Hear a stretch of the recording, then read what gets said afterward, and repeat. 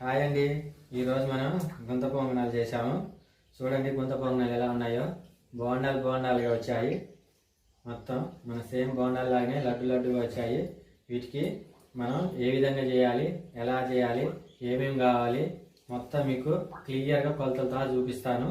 గుంత పొంగనాలకు కావాల్సింది మినపగుండ్లు అండి.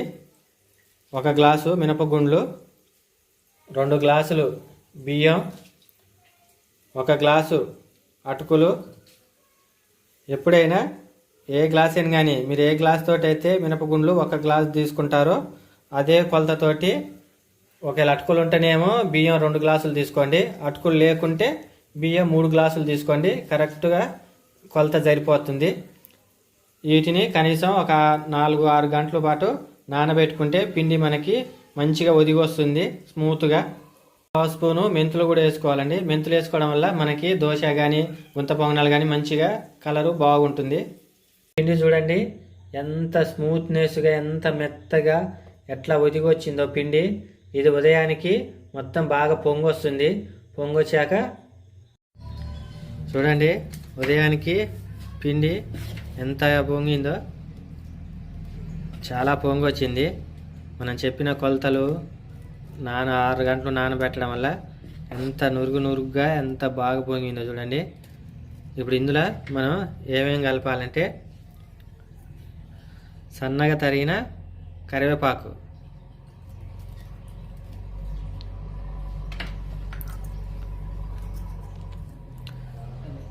కొత్తిమీర సన్నగా తరిగింది,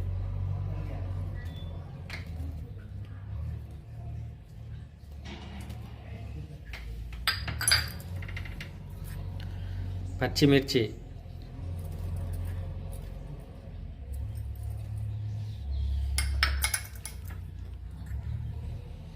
అల్లం ముక్కలు, సన్నగా తరిగిన అల్లం ముక్కలు,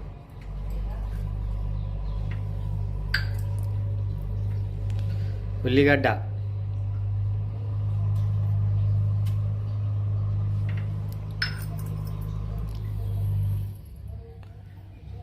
ఒక స్పూను వేయించిన జీలకర్ర అండి. ఇది పచ్చిది కాదు, వేయించడం వల్ల మంచి టేస్ట్ వస్తుంది పంటికి.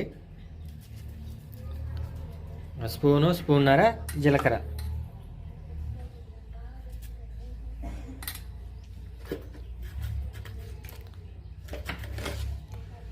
ఉప్పు మీకు ఎంత రుచికి సరిపోయినంత ఉప్పు వేసుకోండి. ఇప్పుడు వీటిని బాగా కలుపుకుందాం. ఇందులో వేసిన కొత్తిమీర, కరివేపాకు, ఉల్లిగడ్డ, పచ్చిమిర్చి ఇవన్నీ కూడా చాలా మంచిదండి. జీర్ణశక్తిని మంచిగా పెంచుతాయి. జీర్ణశక్తికి మాత్రం చాలా మంచిది. అలాగే టేస్ట్ కూడా మనకి చాలా బాగుంటుంది ఇవన్నీ వేసుకోవడం. ఇప్పుడు మనం స్టవ్ మీద గుంత పొంగనాల పెనం పెట్టుకుందాం. పెనం పెట్టుకుని ఇది హీట్ అయిన తర్వాత ఆయిల్ వేసుకుందాం. మీకు ఎంత కావాలంటే అంత వేసుకోండి ఆయిల్. నేనైతే లైట్గా వేస్తున్నాను.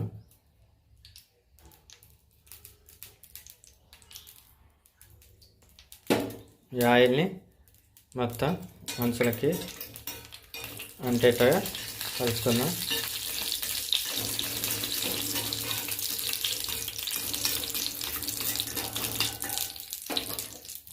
ఇప్పుడు ఇందులో పిండి వేసుకుందాం.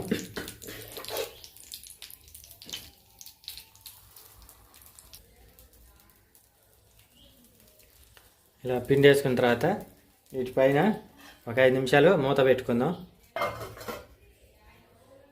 ఒకసారి మూత తీసి చూసుకుందాం ఏ విధంగా ఉన్నాయో. చూసారా ఎంత బాగా పొంగాయో, మంచిగా బోండాలు లాగా ఉన్నాయి లడ్డుగా.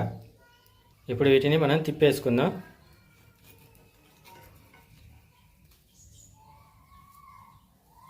చూడండి మళ్ళీ బోండాలు లాగా వచ్చాయి. గుంత పొంగనాలు ఎంత బాగా వచ్చాయో.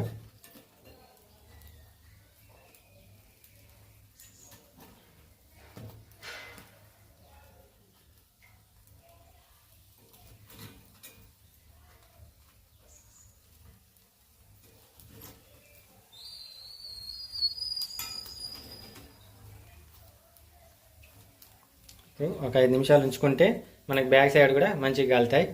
మనకు గుంత పొంగనాలు అయిపోయాయండి. ఇప్పుడు తీసుకుందాం మనం వీటిని. చూడండి ఎంత బాగా బోండాల్లాగా వచ్చాయి. చాలా టేస్ట్గా కూడా ఉంటాయి. చూడు బోండాలుగా గుండు గుండు ఎలాగ వచ్చాయో.